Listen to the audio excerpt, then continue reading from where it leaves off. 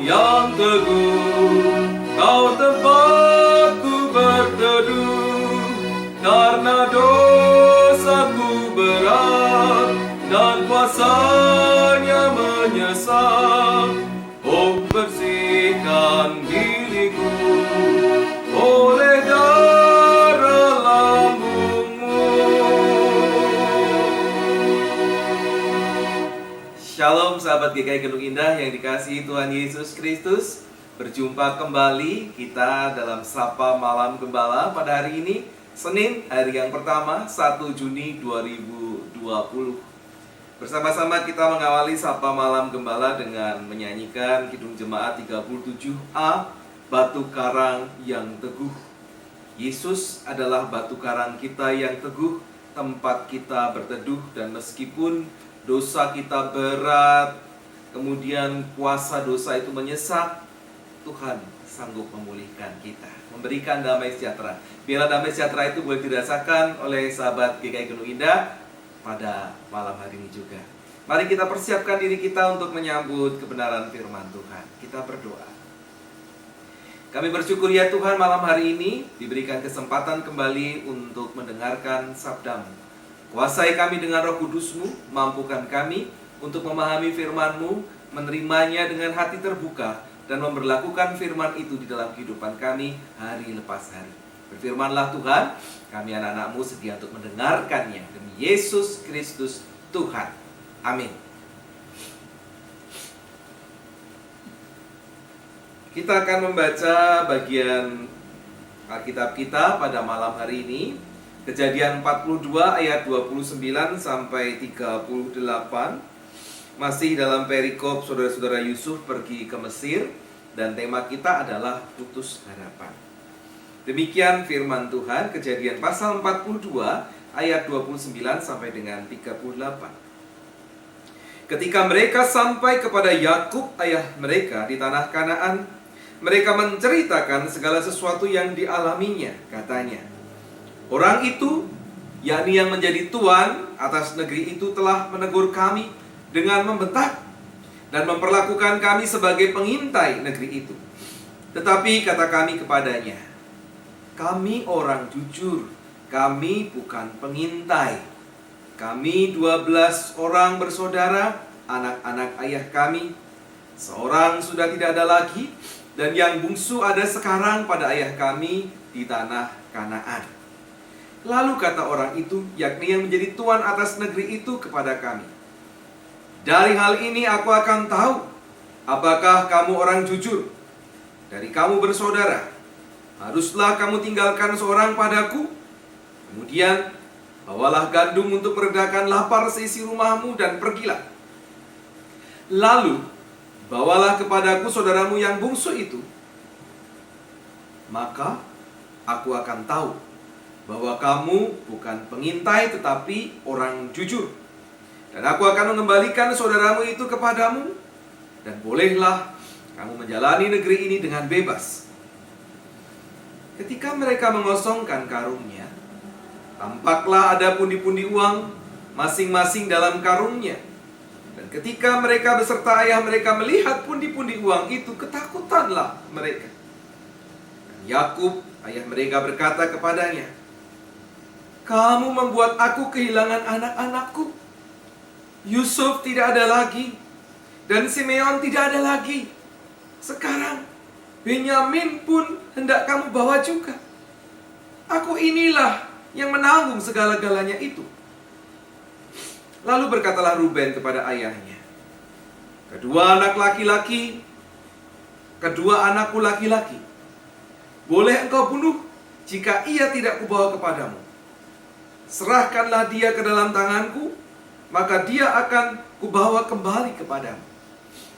Tetapi jawabnya, anakku itu tidak akan pergi ke sana bersama-sama dengan kamu, sebab kakaknya telah mati, dan hanya dialah yang tinggal.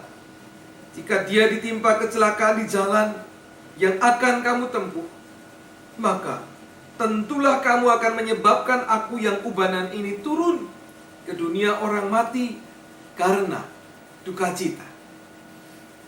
Demikianlah firman Tuhan, yang berbahagia adalah mereka yang setia mendengarkan firman Tuhan dan yang memeliharanya di dalam kehidupan hari lepas hari.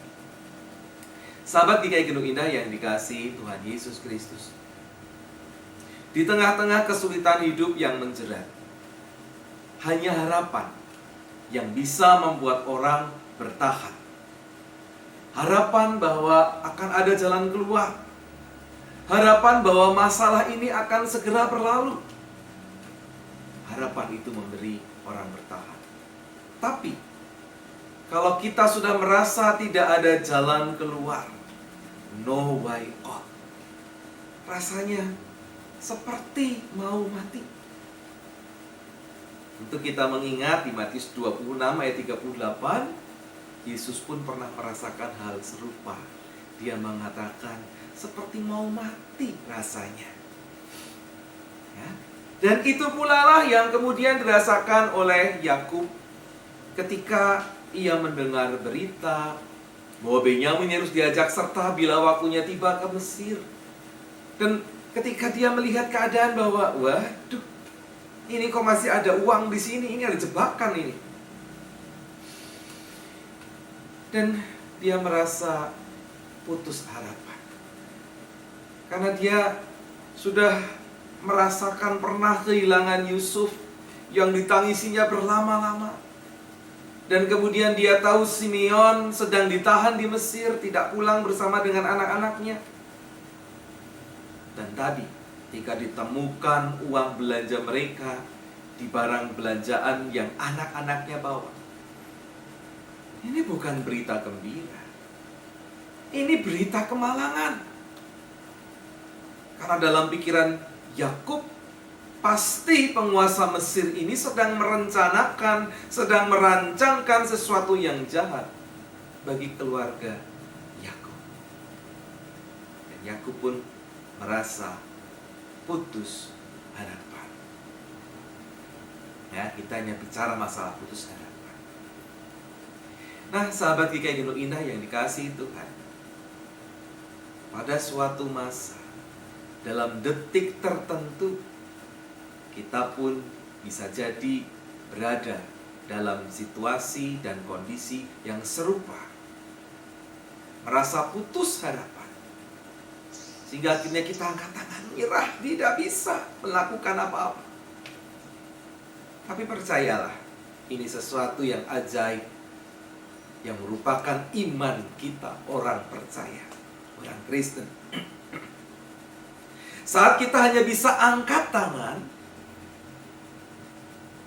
berikanlah kepercayaan itu kepada Tuhan. Karena ketika kita angkat tangan, maka justru Tuhanlah nanti yang akan turun tangan. Percayakah saudara? Peganglah itu, percayalah bahwa harapan itu selalu ada di dalam Tuhan kita, Yesus Kristus. Sandarkanlah dirimu kepadanya. Amin. Mari kita berdoa. Ya Tuhan Allah kami yang di surga, kami tidak bisa memastikan hidup kami selalu baik-baik saja. Kadangkala akan terjadi masalah, beban yang berat. Begitu menyesak sehingga kami merasakan putus asa, putus harapan. Seperti yang dialami oleh Yakub. Tetapi kami percaya di dalam Tuhan, ketika kami angkat tangan, maka Tuhan pastilah akan turun tangan. Ajar kami berserah dan menantikan pertolongan. Kami boleh percaya bahwa di dalam Tuhan akan selalu ada harapan, akan selalu ada kekuatan, penghiburan, pertolongan. Bila kami boleh senantiasa menyandarkan diri kepadamu dalam Tuhan Yesus Kristus. Amin. Sahabat GKI Gendung Indah yang dikasihi Tuhan, kita mengakhiri Sapa Malam kita pada malam hari ini. Kita menyanyikan Kidung Jemaat 37A, Batu Karang yang Teguh. Kita nyanyikan bait yang kedua.